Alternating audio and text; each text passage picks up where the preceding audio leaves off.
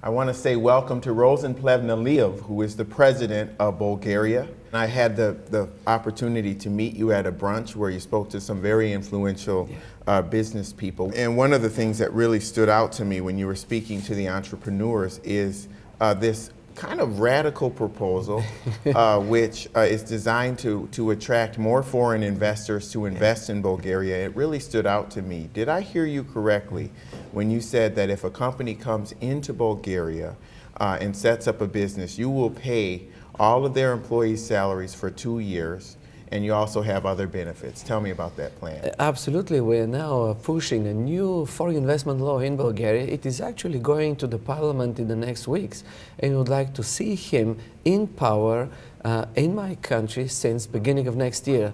What are we willing to address? It's very clear. Bulgaria welcomes the foreign investors. We are improving the business climate, and we are very pragmatic. We're telling them, you come to Bulgaria, we will take care of the salaries for a certain period of time. We will take care for the social insurance for a 2 years period of time. We will be giving much more incentives like quick amortization of computers, machinery, and also we will be giving money for teaching, educating your employees, and this is in the law. Okay, what about, I heard you say a 10% or was it a 10% right. corporate Bulgaria flat tax? is the European and the world champion, as we do have a 10% flat tax on corporate and on personal income. And guess what? As we have been reducing the tax, we have been increasing our government income. Bulgaria is a clear example that if you have a reasonable tax policy, you can increase the government income. You said something very humorous at the brunch, something that you weren't very happy with. You said that you're frustrated that 50% of your students are becoming lawyers and financiers, and you're not worried about getting more of them, but you only have a few thousand engineers. Tell me about that. Absolutely. And I was so brave to tell this in front of so many lawyers and financiers. But this is the truth. Well, the world in 21st century is driven by technologies and a long-term vision of governments to produce people who are competent, who can drive such industries of the future. And this is what we are willing to do.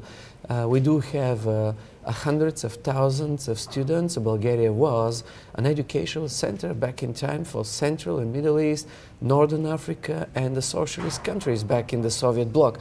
Now we are again enjoying strong universities, and we are cooperating with them by motivating them, first of all, to link with the industries, and second of all, to address the future industries.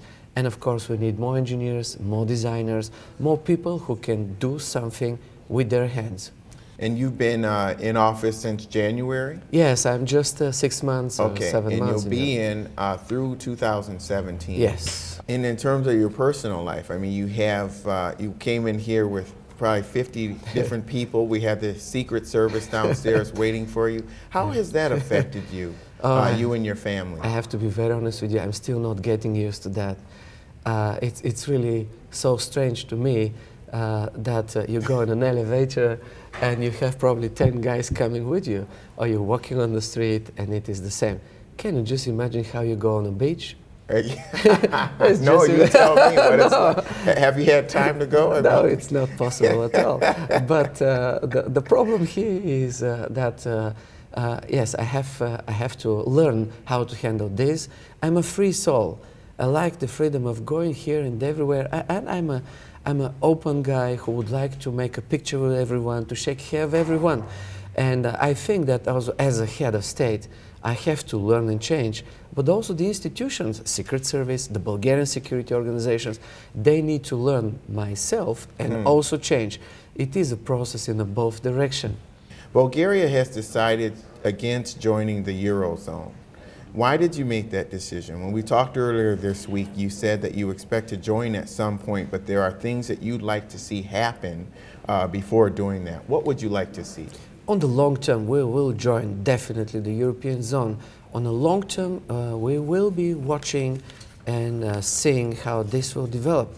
Again, we would like to see a plan which is clear, which is politically backed up, and we would like to see responsible policies which will be in favor of executing that plan. We believe that Europe now took some bold decisions in the past months, and we would like to see some governments acting national level, boldly, responsibly for this plan. And I'm sure that in a year and a half time, European zone will be tackling its problems and will be again on the right track. What is the dilemma? What I see is the true dilemma, and you tell me if I'm wrong, is that if you are a country, for instance, that has an average salary base of about 400 euros per month, it doesn't make political sense to bail out a country like Greece, for example, that has people that are earning 3,000 euros per month. Is that part of your dilemma, selling that to the people of Bulgaria if you join the Eurozone? You are so right. Bulgaria is the country with the lowest income. It is very difficult to explain to 7.4 million Bulgarians with their salaries of 500 euro and their pension rates of approximately 150, 160 euros that they need to pay and bail out someone who has much more an income. But look on the other side, such problematic issues like, for example, that in Germany you have people going in 67 into pension, and in France you have people going at 60 into pension. Now, it is very difficult to explain those inequalities, and they need to be tackled and to be addressed. On a long term, Europe will stay a strong world power, and Europe will get into new phase of integration. On a short term, too many politicians feel and act and do in order to be re-elected. This is what I don't want to do. So this is a global phenomenon, I see. I will be probably surprising you by telling you, well, I don't think about re-elected. To me, this is really a problem now to talk about that, because I'm thinking that you get a 5-year term, you promised, you need to deliver.